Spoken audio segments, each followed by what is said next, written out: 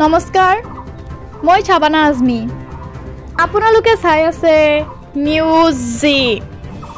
বৰপেটা জিলাৰ কাদং গাঁও পঞ্চায়তত নিৰ্বাচনত প্ৰতিদ্বন্দ্বিতা কৰিবলৈ AIUDFৰ কোনো প্ৰাৰ্থিত্ব প্ৰত্যাশীয়ে নথকাৰ দাবী কাদং মণ্ডল কংগ্ৰেছৰ সভাপতি আবুল হাছেমৰ।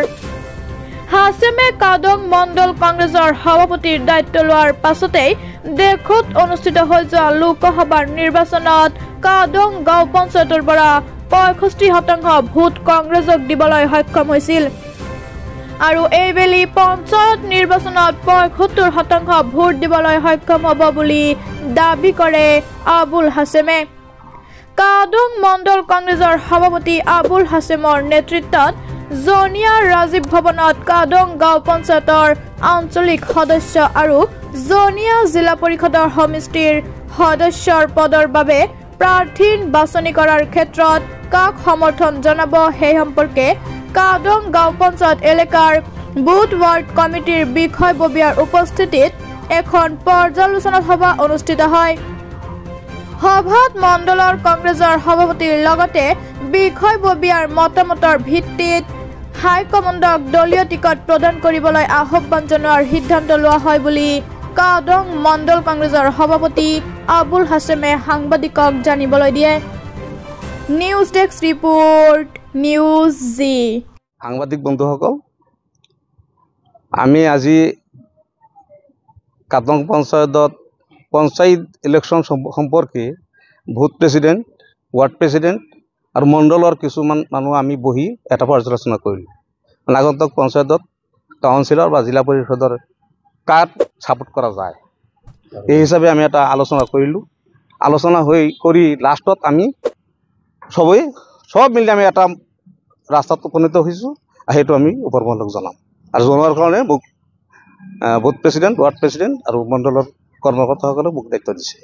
আলোচনা হ'ল ৰণকৌশলটো আপোনালোকে জানে, কাদং পঞ্চায়তত বিগত 15 বছৰ মানে কংগ্ৰেছৰ অস্তিত্ব নোহোৱা হৈ গৈছে ইউডিএফৰ কাৰণে। এতিয়া যোৱাবেলি মই মণ্ডল প্ৰেচিডেণ্ট হোৱাৰ পাছত মই এটা ইলেকশ্যন পাইছোঁ।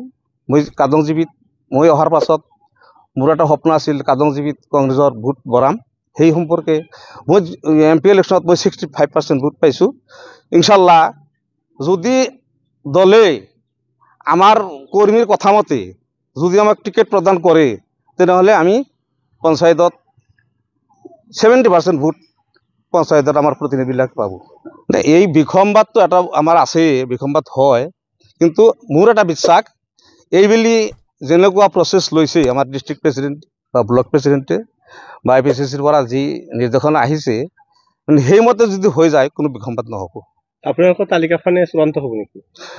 সেইটো আমিতো ভাবোঁ আমাৰ তালিকাটো চূড়ান্ত হ'লে ভাল, কিন্তু এতিয়া কি কৰে ওপৰ মহলে কি কৰে। ইতিমধ্যে আপোনালোকৰ তালিকা প্ৰস্তুত কৰিছে? প্ৰস্তুত কৰা নাই, আমাক কৰিব দিছে মাত্ৰ, আমি কৰি আছোঁ।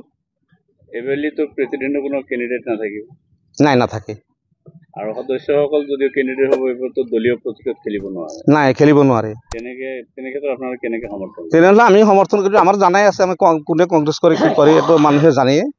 কোনে BJP কৰে, কোনে UDF কৰে, কোনে কংগ্ৰেছ কৰে, কিন্তু আমি এটাই কথাই জানিম, আমাৰ আগন্তুক পঞ্চায়ত নিৰ্বাচন আমাৰ কংগ্ৰেছৰ ফালৰ পৰা হ'ব। পঞ্চায়ত নিৰ্বাচন কংগ্ৰেছৰ আমাৰ এই হ'ব, পঞ্চায়তটো পঞ্চায়ত প্ৰেচিডেণ্ট কংগ্ৰেছৰ হ'ব। সদস্যসকলে ভিতৰে সমৰ্থন কৰিব? আমিতো ভিতৰতো সমৰ্থন কৰিবই লাগিব। কাৰ লগত আপোনালোকে কণ্টেষ্ট কৰিব বুলি ভাবিছে? কাদং জিবিত কণ্টেষ্ট নাই, মই হৈ আছো। কংগ্ৰেছত কেণ্ডিডেটে নাই, আজিলৈকে কাউন্সিলৰ কেণ্ডিডেট নাম শুনি পোৱা নাই। জম্মুকে UDF, BJPতো নাই, BJP 2-4টা আছে, কিন্তু UDFৰ এটা আছিল, কিন্তু এই আমাৰ MP ইলেকশ্যনৰ পাছৰ পৰা কংগ্ৰেছ UDF আমাৰ কাদং জিবিৰ পৰা নোহোৱা হৈ গৈছে, নাই বুলি ক'ব পাৰি।